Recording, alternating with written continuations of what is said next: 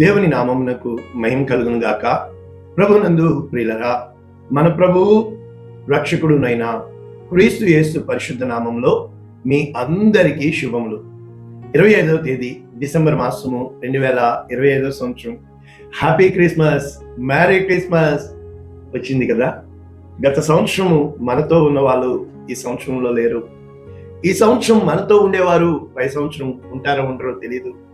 జీవితము చాలా అందంగా అనిపిస్తూ ఉంటుంది, చాలా సంతోషంగా అనిపిస్తూ ఉంటుంది. కలలు కంటూనే ఉంటాము, కలల్లో మనం బ్రతికేస్తూ ఉంటాము. కానీ నిజ జీవితంలో ఆ కళ నెరవేర్చుకోవడానికి నీవు మంచి మించి లేవాలని ఈ రోజున ఈ యొక్క లోకానికే పండుగ దినం. కొంతమంది అంటారు, ఆ రోజు పుట్టాడని గ్యారంటీ ఏంటి? కరెక్ట్, 100%. నువ్వు ఆ రోజు పుట్టావని గ్యారంటీ ఏంటి? మా అమ్మ చెప్పింది తెలుసా? అవును, నీకు మీ అమ్మ చెప్పింది. ఎందుకని అంటే ఇది కుడిచి, ఇది ఒక స్టాండర్డ్. అలాగే చాలా మంది కోవిడ్కి వచ్చిన వాళ్ళ అమ్మ నీ వయసు తెలియదండి అయ్య గారు, మా అమ్మ నాకు చెప్పలేదు. మరి వయసు పాస్పోర్ట్లో అయ్యో 10 సంవత్సరాలు ఎక్కువ వేసుకుని, మరి నువ్వు పుట్టావుగా అంతే. అంటే వితండవాదానికి వెళ్తే ఏమీ చేయలేము. బస్ దిగాలంటే బస్ ఎక్కాలిగా. చనిపోయిన రోజు చేస్తారు చాలా మంది, పుట్టినరోజు చేయడానికి ఇష్టపడరు. ఏమంటే ప్రసంగి చెప్పాడు అంటారు. అవును, ప్రసంగి చెప్పాడు కరెక్టే. ఏమని? పుట్టిన దినము కంటే చనిపోయింది. The day you started is not the major, but the day you finish. మన ఆరంభము కాదు, మనము అంతము వరకు నమ్మకంగా ఉండగలిగామా?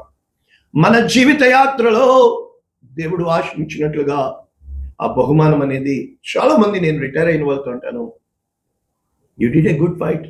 మీరు మంచిగా చేశారు, మీ బిడ్డల్ని ప్రయోజకుల్ని చేశారు. కనుక రేపటి దినమున నువ్వు నీ బిడ్డల్ని ఏమి చేయబోతున్నావు, నీవు ఎలా ముగించబోతున్నావు అన్నది చాలా ముఖ్యం. అటువంటిది ఈ రోజు వాక్యం. ఆయన ప్రారంభించడానికి రాలేదు, కానీ ఆయన ముగించడానికి వచ్చాడు. ఆయన మధ్యవర్తిగా వచ్చాడు. ఎలయనగా మనకు కుమారుడు అనుగ్రహింపబడను, ఎలయనగా మనకు కుమారుడు అనుగ్రహింపబడను. ఇది ఈ రోజు వాగ్దానం. యెషయా గ్రంథం 9వ అధ్యాయం 6వ వచనం. అర్థం ఏంటంటే దేవుడు తన కుమారుడిగా ఆదాముని చేసుకున్నాడు. ఆదాముని చేసుకోవడానికి దేవుడు ముందు సృష్టి యావత్తును చేశాడు. అది బహు మంచిది అని దేవుడు చూశాడు. అప్పుడు మట్టి నుంచి, ఏ సృష్టి నుంచి, ఏ నీళ్ళలోంచి ఆ మట్టిని తీశాడో, ఆ మట్టిని మొట్టమొదట తీయడానికి చుట్టూ చీకటి అగాధ జలాలున్నాయి. 4 రోజులు దేవుడు శ్రమించాడు. మొదటి దినమున దేవుడు చీకటిని వెలుగుని వేరు చేశాడు, వెలుగు కలుగును గాక. రెండవ దినమున మనం చూసినప్పుడు ఆ పై జలాలు కింద జలాలు వేరు కలుగును గాక అని చెప్పి పై జలాల్ని కింద జలాల్ని వేరు చేసినట్లు చూస్తున్నాం. అప్పుడు 3వ దినమందు ఈ జలములన్నీ ఒక చోటికి వెళ్ళును గాక, ఆరిన నేల ఆ యొక్క జలములలో నుండి బయటికి వచ్చును గాక. 3వ దినం. అప్పుడు 4వ దినము భూమి తన యొక్క ఫలములను, కనుక వృక్షములను మొలిపించునుగాక అని చెప్పి అక్కడి నుంచి ప్రారంభించబడింది. కనుక భూమి మొలిపించడం ప్రారంభించబడింది. భూమి నుంచి ఆయన పంటను తీశాడు, ఆయన ఆజ్ఞతో చేశాడు. తెలుసా, భూమి అప్పుడు వర్క్ చేయడం ప్రారంభించింది.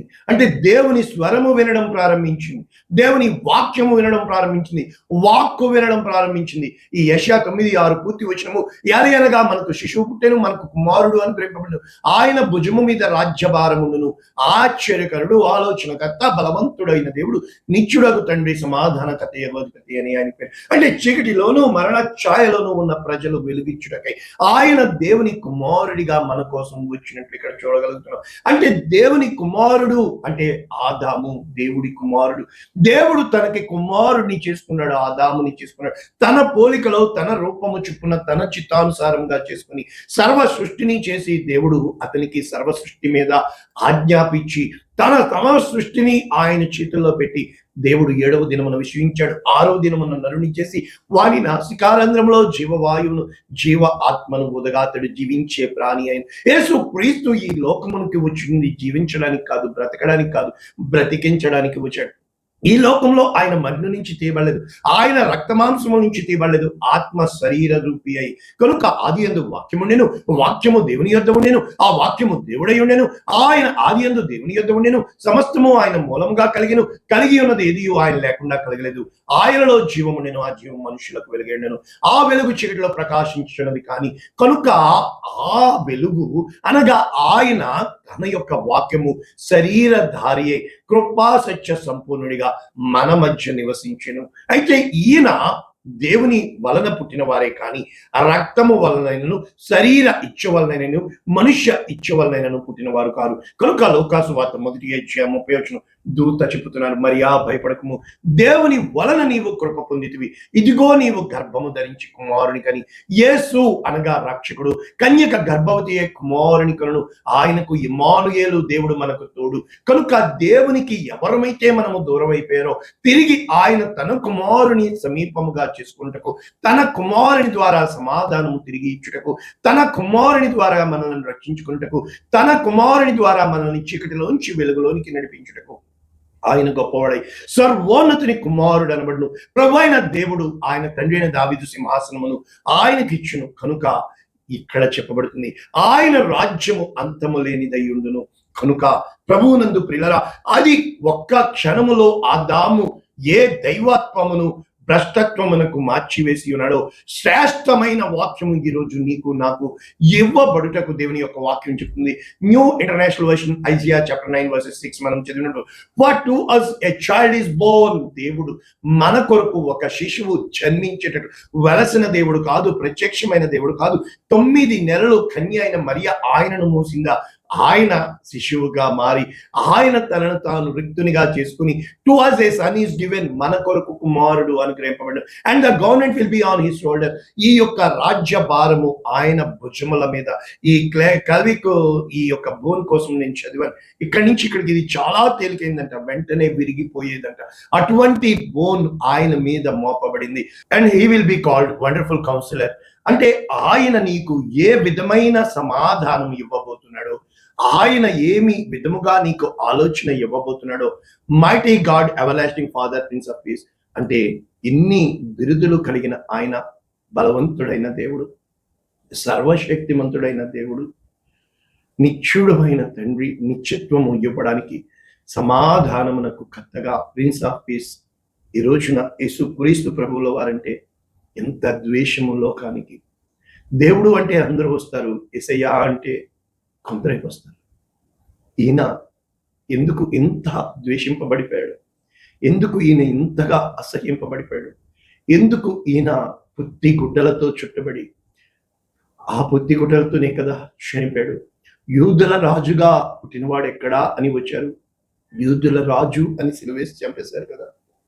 ఆ రోజున హేరోదు కలవరపడ్డాడు, ఈరోజు హేరోదు తీర్పు తీర్చాడు, పొంతి పిలాతు తీర్పు తీర్చబడ్డాడు.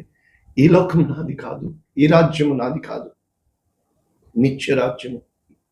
ఈ రోజున వాక్యం వింటున్న నీవు నేను క్రిస్మస్ సందేశం ఎన్నన్నా చెప్పొచ్చు, కానీ ఒక్కటి, ఆయన నీ హృదయంలో జన్మిస్తే ఎలా ఉంటుంది అని అంటే మనందరికీ తెలుసు. ఫిలిప్పీలకు రాసిన పత్రిక 2:9 పరలోకమందున్న వారిలో కానీ, భూమి మీద ఉన్న వాళ్ళలో కానీ, భూమి క్రింద ఉన్న వాళ్ళలో కానీ ప్రతి వాని మోకాలు యేసు నామమున వంగునట్లు, ప్రతి వాని నాలుక తండ్రి అయిన దేవుని మహిమాత్మే యేసు క్రీస్తు ప్రభు అని ఒప్పుకున్నట్లు ఆయనను దేవుడు అత్యధికముగా హెచ్చించి ప్రతి నామమునకు పైనామము అనుగ్రహించాను.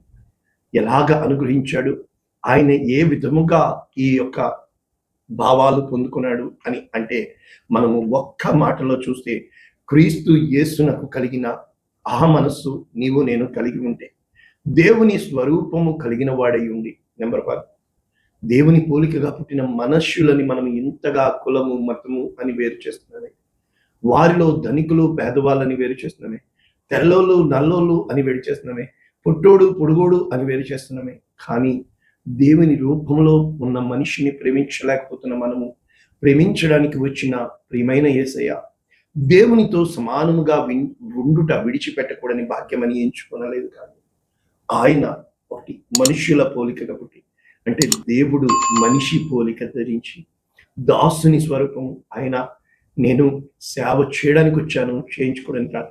అనేక మందికి విమోచన క్రయధనంగా వారు చూస్తూ తలలు ఆడిస్తూ ఆ రోజున శిలువ మీద వేలాడినాయని, అద్భుతాలు చేసావుగా, చనిపోయిన వారిని బతికించావుగా, 5 రొట్టెలు 2 చేపలు చేసావుగా, గుడ్డివారు దిగో చూద్దాం నమ్ముతాం.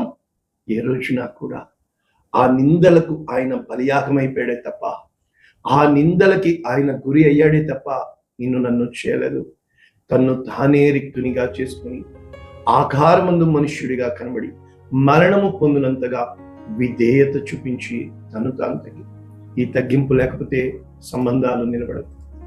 ఇద్దరు సమ్మతి లేకుండా కలిసి నడవగలరా? ఈరోజు వాక్యం వింటున్న నీకు నేను చెప్పుతున్నది ఒకే ఒకే ఒకే ఒకే ఒకే ఒక్క వాక్యము. అదేంటంటే దేవుడు ఉన్నాడు. ఈరోజు క్రిస్మస్ నువ్వు చేసినా చేయకపోయినా దేవుడు పుట్టాడు. ఆయన్ని మనుషులు చంపేశారు. ఈరోజు నువ్వు నేను పుట్టాను, ఇంకా మనకి జీవితం ఉంది. మనుషులు ఎన్నోసార్లు చంపేశారు కదా. మాటలతో గాయపడిపోయాం, వేదంతో కృంగిపోయాం. 3 రకాల మన మనసులు ఉన్నాయి. ఈ చంచలమైన మనసు వంచన చేసి మనల్ని నడిపిస్తుంటుంది. అయితే మొదటి మనస్సు నీ మనస్సు, అది ఎప్పుడూ కూడా ఉగిరెగిరి పడుతూ ఉంటుంది. అయితే ఈ మనస్సుని దేవుడు గాయాలతో నింపుతాడు. అది గాయపడిన మనస్సు. అప్పుడు ఆ మనస్సు దీనత్వం ధరించాలా. దీన మనస్సుతో ఆయన సన్నిధిని సాష్టాంగపడినప్పుడు ఆ గాయాలతో నీవు మాయలు చేసిన వారిని కాక, తిరిగి నువ్వు ఇంకొక మాయగాడిగా మారకుండా నిండు మనస్సుతో దేవుని కొలిచినప్పుడు స్థిరమైన మనస్సు దేవుడు నీకు ఇస్తాడు. అప్పుడు నీలో స్థిరమైన హృదయం ఉంటుంది. నిత్యత్వం నీలోనికి వస్తుంది. దేవుడు నిన్ను వెలుగుగా మారుస్తాడు. అనేక మందిని వెలిగించుటకు, అనేక మందికి దేవుని వెలుగును పంచుటకు, అనేక మందికి దేవుని ప్రేమను ప్రకటించుటకు దేవుడు నిన్ను కార్యసాధనంగా వాడుకుంటాడు. మూల సాధనంగా వాడుకుంటాడు. మూల పురుషునిగా లేవనెత్తుతాడు. అటువంటి గొప్ప వాక్యము శరీరధారిగా కృపా సత్య సంపూర్ణుడిగా మోషే ద్వారా ధర్మశాస్త్రం వచ్చింది. కానీ క్రీస్తు యేసు ద్వారా కృప సత్యము కలిగిన ఆత్మ అయ్యున్న దేవుడు ఆత్మతో సత్యముతో ఈ క్రిస్మస్ దినమున ఆయనను ఆరాధించుదుము గాక. పరిశుద్ధుడా, ప్రేమ కలిగిన తండ్రి, పెట్టబడిన ఈ వాక్యము అనేక మందికి ఆశీర్వాదంగా, అనేక మందికి దీవెనకారకంగా, అనేక మందిని రక్షణలో నడిపించేదిగా యేసు నామమున దీవిస్తున్నాము తండ్రి. ఆమేన్. God bless you all. Happy Christmas.